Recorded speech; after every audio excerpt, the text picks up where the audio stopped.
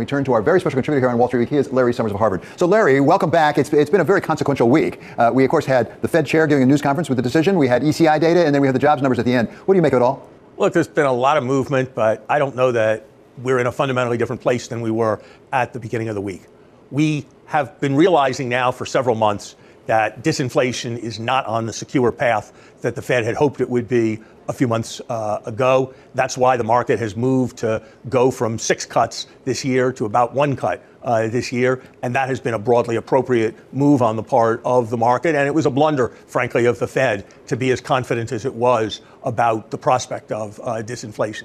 If you add up this week's numbers, what did you get? You got an ECI that was disturbing on the high side, suggesting that wage inflation wasn't coming down, that service sector inflation wasn't likely to be coming down in the way people hoped. You got a housing number suggesting more housing inflation than many people had been expecting in the presence of 7% mortgages. And then you got a relatively soft number this morning and some corroborative ISM evidence for that reminded everybody that the economy may well not be on fire, that inflation may not accelerate. So I think you're at the end of it all about where you were at the beginning of the week, with a sense that the most likely thing is no cut or a little bit of cutting this year, that there's some risk that, as sometimes happens, the economy will slide off suddenly. But probably greater than that risk is the no landing kind of scenario where inflation remains robust. So I think everybody's going to have to be watching all this data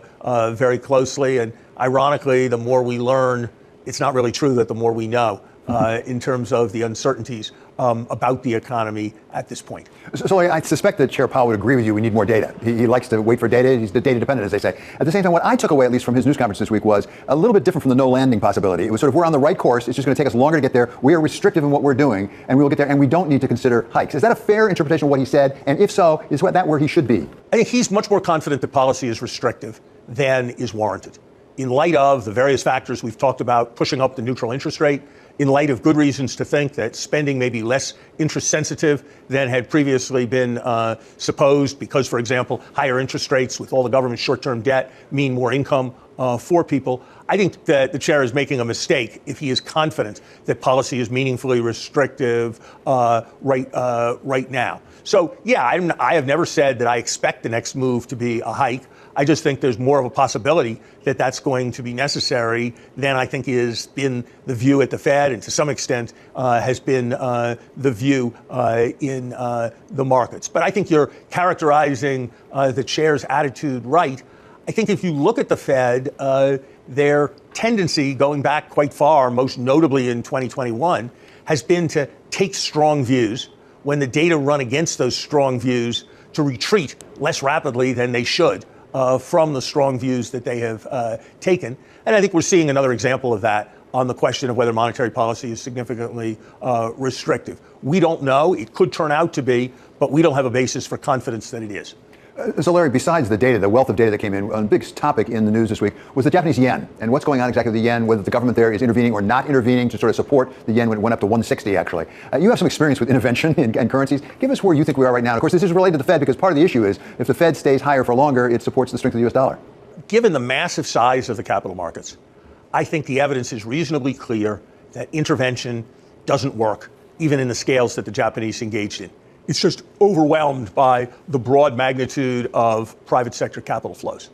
That said, nations tend to intervene when currencies have gotten very far from normal levels. And when they've gotten very far from normal levels, they sometimes bounce back. So I wouldn't want to confidently presume that the yen will devalue further from here. It could go either way. But even if the yen does appreciate, I'm going to attribute that much more to snapback than I'm going to attribute it to the efficacy of intervention. But I think this points up an important issue, which is that the dollar is extremely strong right now. That's been a factor that's contributed to our relatively favorable inflation performance. Larry, I'm sad to say that the disputes on college campuses growing out of the Israeli-Gaza situation have continued. Some ways have gotten worse. Actually, this week we saw police going in various places here in New York and Columbia, but across the country. You have been outspoken in the past on this issue as a former college president yourself at Harvard and is now a scholar at Harvard. What do you think is going on? And more important, perhaps, what should the colleges be doing? What should the leadership be doing right now? This is very depressing and worrisome to me. As I've said on your show before, David, I think the United States is in the most dangerous geopolitical moment we've been in probably 2 generations given what's happening in China, Russia, Iran, North Korea, and so forth. And it seems to me that anybody sitting in one of those countries has to be taking great encouragement from the spectacle that is being made by our young future elites on so many of our leading college campuses, and even more by the craven responses that are typifying university leaderships. I have not been as appalled by Harvard ever as I am by the fact that a keffiyeh has rested over the John Harvard statue and a Palestinian flag has been placed in the hand of John Harvard, that iconic statue on the Harvard campus. And you can debate whether administrators should be sending in police, and I think that should always be a last resort. But that they can't keep John Harvard unadorned with Hamas-supporting symbols, that just is appalling to me. I don't think there's any question that there's a double standard throughout the Ivy League and elite higher education on anti-Semitism and other forms of prejudice. The lawsuits are largely correct in making that suggestion. And I think this is a failure of a fundamental part of education, the imbuing people with an ability to contemplate serious moral issues in serious ways. There is idealism among some of those protesting, though some of them are being driven by outside agitation and outside funding. And I respect the idealism of those who live by a theory of civil disobedience and are prepared for their cause to accept punishment. But when I see spectacles like the law review of Columbia University demanding that exams be canceled or grading be stopped this year because of what happened on that campus, I think that bespeaks a kind of decadence that causes me to be very worried about the future of our universities and about the future, therefore, of our country. I wish we could find ways of getting things back on track. Larry, thank you so very much for being with us. That's Larry Summers, our special. The S&P 500 added just over 0.5% for the week to end at 51.28. That is just under the Bloomberg Elves consensus year-end number of 51.70. The Nasdaq had a particularly good week, adding 1.43%, while the yield on the 10-year was down almost 16 basis points, closing the week at 4.51%. Here to take us through it all is David Bianco, DWS Equities CIO for Americas. So David, welcome back. Always great to have you. Thanks for having me. Let's start with the jobs numbers. There's a lot of data this week. Let's start with the jobs numbers. What did they tell you? What did they tell us about where we are in the economy? It was a really big week, and that was a very powerful segment from Larry Summers and difficult to follow. The jobs report was one of the indicators that we got during the week that the economy is slowing, but it's still a healthy economy. Employment is still strong. The employment market is still tight, but the Fed should get a little bit of help from a slowing economy. That said, I very much agree with what Larry said regarding the Fed and many other things, that the Fed shouldn't take this slowing for granted as mean that inflation is going to keep working its way down. They need to keep an eye on this risk because the risk of inflation staying above their 2% target is still very much with us. But the good news this week was relief in the bond market. We saw yields across the curve come down, especially toward the end of the week, and that rally in fixed income, rally in equity markets upon that lower yield environment. What we saw is that May followed a tough April. April showers brought in some Mayflowers. It's early in the month. We'll see. It's early in the month. We'll see. So talk to us about growth. You said it's a slowing economy. We heard Chair Jay Powell this week say he doesn't see stagflation. He doesn't see the stag. He doesn't see the inflation. Are you at all concerned about really slowing growth to such a degree that you should be worried about the economy? I'm not worried about the economy yet. I would have to really see the jobs growth number fall below 100,000 before I really start getting worried about jobs. And the economy is very resilient because it's a service-oriented economy. And we already went through a good amount of inventory liquidation and correction already, and that often is a cause of at least small recession. So a lot of risks, there are always tail risks. But this economy, I think, has a real safe distance away from a recession. And because of that, I think the Fed should stay focused on making sure inflation keeps on working its way down to target. But things have slowed down. I would say U.S. GDP growth is still in a probably a little bit above a 2% trend, and that's healthy. But inflation relative to that growth rate is still too high. Earnings this season were another encouraging part of the week. Really good news out of most tech companies. Not bad news, but not as good as hoped out of the non-tech companies. Well, talk about that specifically. We've had such a bifurcation in the S&P 500 and the stock market generally on that. What about earnings for the top guys, the big tech as opposed to the rest? How do they compare? Well, the biggest are what I call the grade 8, which would cut across big cap tech and communication stocks and a couple of consumer discretionary companies. These grade 8 companies continue to lead the market upward, and their earnings growth will be over 50% on a year-on-year basis, whereas the other 492 companies of the S&P, only about 2% earnings growth year-on-year. So it's a bifurcated market. We're hearing a bunch of consumer-oriented companies, staples, retailers, fast food companies saying they're seeing a slowdown, nothing falling off a cliff, but slowdown, and their customers more price conscious. What does that all tell the Fed? You heard Larry say there, it's certainly a lot less cuts we're expecting than we did at the beginning of the year. Do you expect any this year? Well, like I said, this was a week where, particularly the jobs report, but some other service-ism, manufacturing-ism type of reports that said the economy is still slow on manufacturing and slowing on the service side. There's hopes for a September cut. I don't think that'd be prudent. I think it's better they wait until after the election, December, and just do some real slow cutting next year. So give us some investment advice here. Help us make some money. What are you particularly interested in right now? I mean, it sounds like the big eight sounds still pretty attractive. That's where the growth is, but that's where the extremely demanding valuations are. What I'm doing is that, one, I do think the equity market I think it's going to be stormy this summer before the elections. So keep some dry powder. I like financials, and they've been doing well. And part of that's because interest rates are still quite high. There's risk they go higher, longer term yields. Banks make good money when employment's strong, the economy's fine, and interest rates are high. Another sector that I like, despite interest rates being high, utilities. We see very effectively full capacity utilization. So explain how that works. Why are utilities particularly attractive right now to you? It's finally, after many, many years of no growth and shrinking demand for electricity in the United States, so many things have converged, whether it be the data centers, where there's rapid growth, electric vehicles, cryptocurrency mining. Finally, we have, in this digital economy, which is the strong part of the economy, we've got a lot of electricity demand. You've got to feed AI. AI is fed with electricity. One last thought, if you would, on the consumer. It's driven so much. Is it going to hold up? Yes, the consumer is going to hold up, but first there's been a splurge on consumer spending, kind of the reopening of the economy, but the higher interest rates are definitely affecting a certain part of the economy, and we're seeing continued slowness in durable goods consumption, cars. The financing costs are biting into people's willingness to buy now, but service side will hold up, the economy will hold up. David, it's always great to have you here. Thank you so much for being here. That's David Bianco of DWS. Content's super valuable. To a serious asset class in its own right. One of those at the front of the sports as an investment movement is Sixth Street. And we welcome now its co-founding partner, co-president, and co-CIO. He is Josh Easterly. Josh, welcome. It's great to have you on Wall Street Week. Well, David, thanks for having me here. So let's talk about this investing in sports. As I say, it's become a real asset class for investment. How has that developed? It seems to have happened fairly quickly. I don't know if it's fairly quickly or over a long time. The fundamentals of sports is great. It's recession-proof. Content's super valuable in a day and age where there's streaming, and so live content's super valuable. And what Sixth Street really does is we finance the ecosystem. So like all things we do at Sixth Street, we pick the best risk reward, and some of those we buy assets, some of them we finance assets, and I'm happy to talk about that. Well, I'm curious about that very question, debt versus equity, because you've done both. We've done both. You have equity in some teams, you've also taken debt positions. How do you make that decision? I think that what offers the best risk reward. So, for example, we're the owner of the franchise, the Bay Area Football Club in San Francisco on the Women's Soccer League. That was a new franchise, so we stood up that franchise. And then on Real Madrid, for example, we financed the stadium. Bernabeu was redoing that stadium, and we provided financing. And FC Barcelona, we bought media rights. And then the San Antonio Spurs were a minority equity owner and partners with the owners there. So we've done it all. You refer to something that strikes me, certainly in the United States and also in Europe. We've seen the ancillary businesses around the sports teams. It's not just the sports team anymore, not even whether the sports team is winning or not, but there are also ancillary businesses often around the stadium, as you have in Madrid. So how do you decide how valuable the ancillary business is around the team? So they're super valuable. There's revenue streams in those businesses. We own a business with the Cowboys and the Yankees called Legends, which provides services to that ecosystem. And that ecosystem is growing because their sports owners are trying to find different ways to monetize the asset they own, sports team owners. And that could be through concessions, that could be through merchandise. And so Legends is our platform that we get to participate in that trend.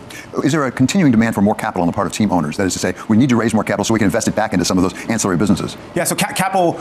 Think about COVID, take a step back and think about COVID for a second. The government supported a whole bunch of small businesses. The one sector they did not support was live sports.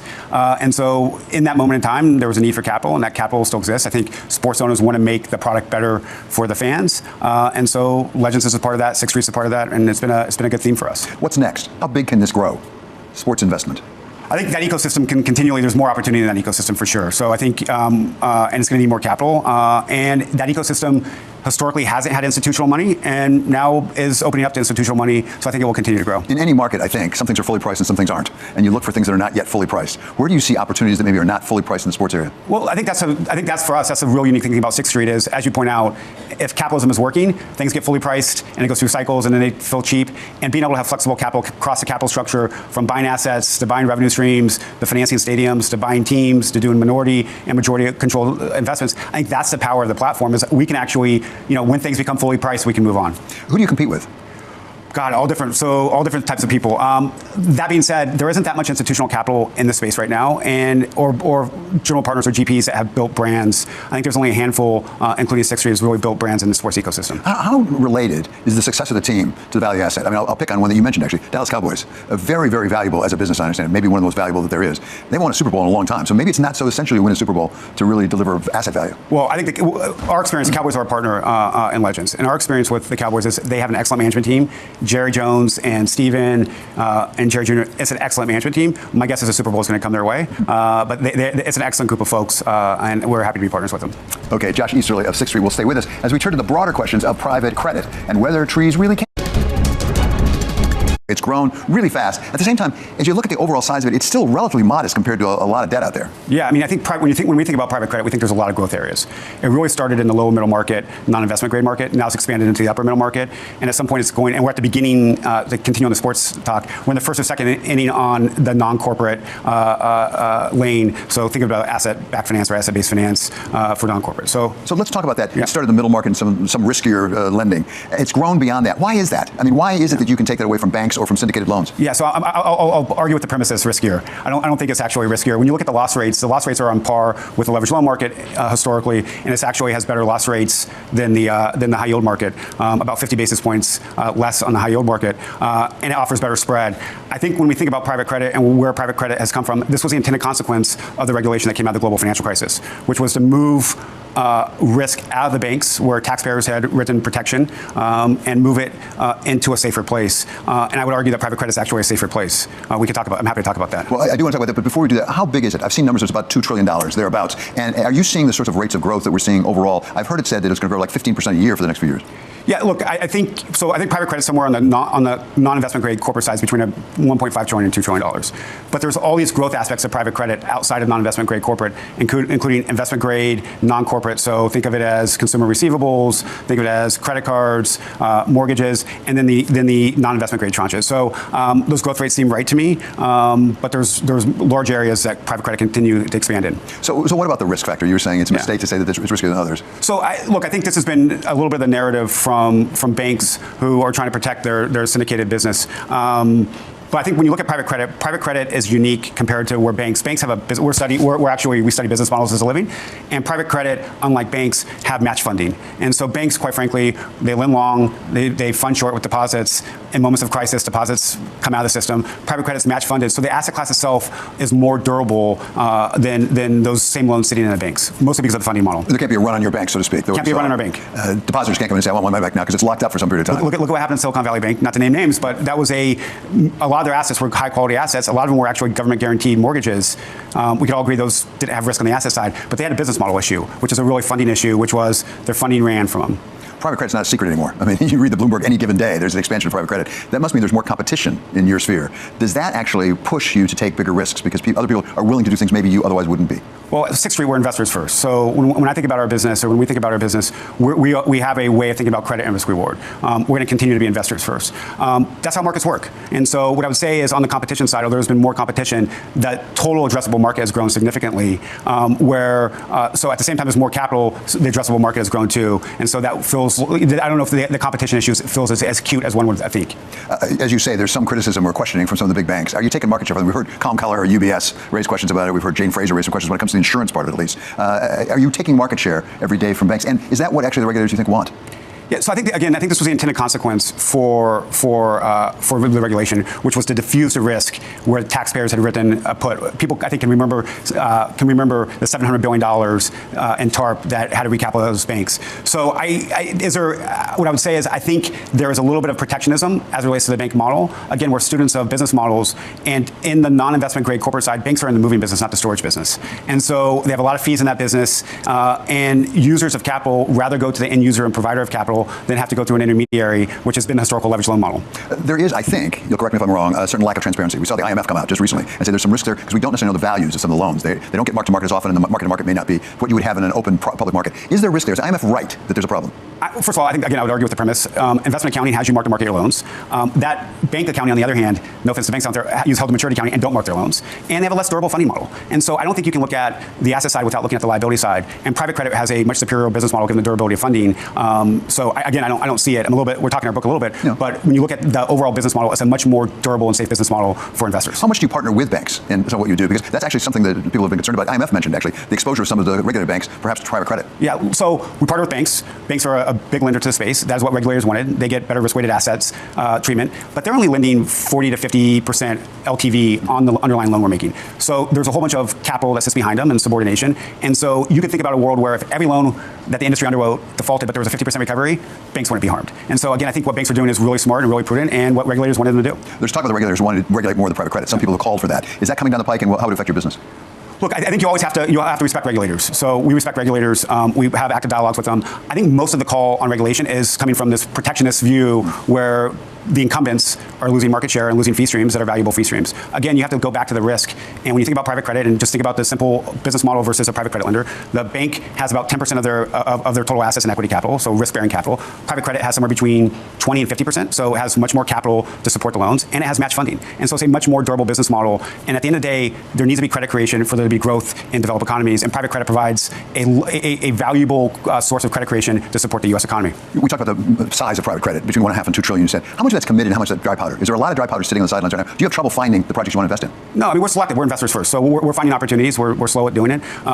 There's most definitely some dry powder, but when you look at the dry powder compared against the dry powder in private equity, for example, it's very, very small. So ultimately, I think the demand for capital will exceed the supply of capital on the private credit side. You specialize, if I'm not mistaken, in private credit. That's what you do. A lot of the shops you're competing against are multifaceted. They have different parts to their fund. Are you tempted to move into other areas? So when we look at Sixth Street to step back, we're a $75 billion plus alternative asset manager across private capital. So everything from preferred equity to growth equity to our sports investing to direct lending to ABF. So we have a multi-faceted platform where we think we can take advantages over time for our LPs and for our investors. Okay, Josh, it's really great. Sonny Bechless of Rock Creek about what the generalize, it hides the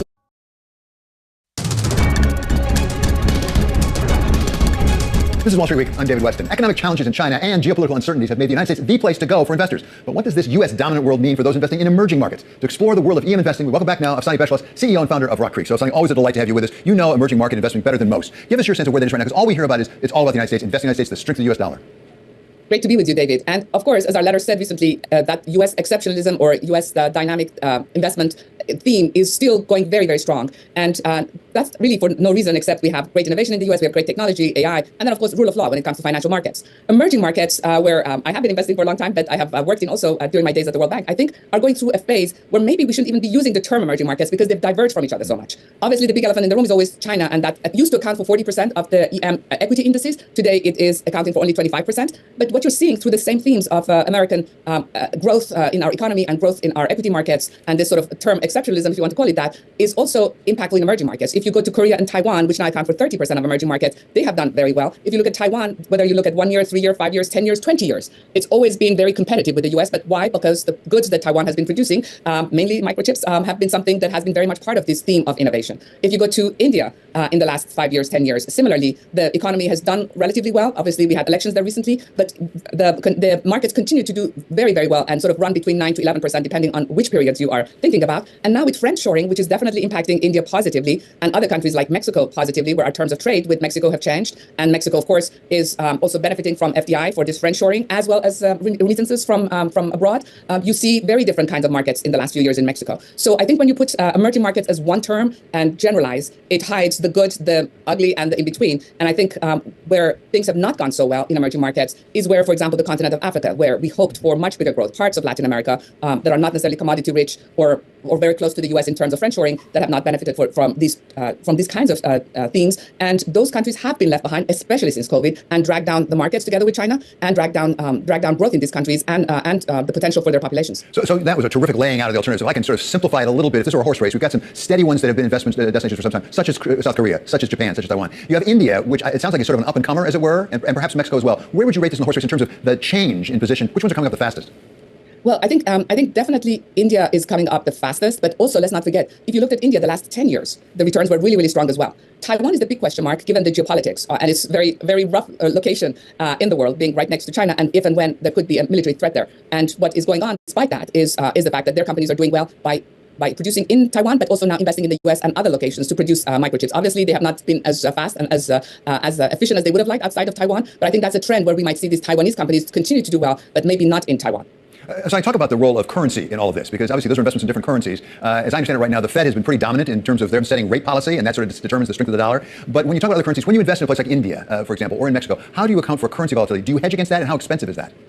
So two or three things. Obviously, with the really strong policies that Chairman Powell has had in the U.S., our economy has done well, but also our currency has stayed very strong. The interesting thing, as you said, is our currency has stayed quite strong relative to other DM currencies. We saw with the devaluation of yen and what the interventions in the recent weeks in Japan, still dealing with weaker yen than the Japanese government would like. Europe obviously is also going through its own relatively rough patches because growth has not gone up as much as they would have liked to. The emerging markets have been a really interesting spot. I think one thing that has happened in the last few years is that the quality of your central bankers has improved a lot in emerging markets. So you do have really good people running them. And you may remember before, in the beginning of the rate increases, they were maybe earlier than us in the US to increase rates. When they're more used to having these terrible inflationary periods, so when they saw inflation come, they increased rates earlier. And so when we look at their currencies, it is also a tale of two cities, where you see, for example, relatively, I should say, stronger currencies again in places like India, places like Mexico, places like even China has had, again, depending on which side of the ocean you're looking at. But then you have other countries that have not benefited, except for maybe some commodity-rich countries around emerging markets. Despite now, two things about the currency factor. The currencies are stronger. That impacts more the bond markets. So you have seen bond markets in emerging markets over the last 10 years. The size has increased hugely. Both local bond markets, where local people invest, as well as foreign markets. The emerging markets indices are close to now 3 trillion or thereabouts. So the size of these markets have increased, and people do look at currency very much when they look at them. Look at the bond markets. On the equity markets, currency has not necessarily moved the needle too much, except you could argue with outflows from emerging markets. Sometimes when their own currency is stronger relative to the dollars, you see more of an outflow. And last point I want to make on that is in China, where there has been very big outflows, and people have maxed out to the amount they could to bring savings outside of China. So do you spend the money to hedge when you invest in emerging markets? Oh, sorry, I did not answer the hedging. Hedging is extremely expensive in emerging markets, yes. Except for the much larger countries, even there, the relative cost of hedging generally means that you don't hedge too much. So the cost, yes, generally makes it prohibitive to go into these currencies. And if the market returns had been so much higher than what has actually transpired, maybe you would have been okay with the cost of hedging. But given that their markets in general have been, if you look at emerging markets as a totality and you look at the returns, let's say over the last 10 years, and you are just up a few percent, that definitely does not cover cost of currency hedging. Afsani, this has been terribly helpful, as always. Thank you so much. That is Afsani Beshra.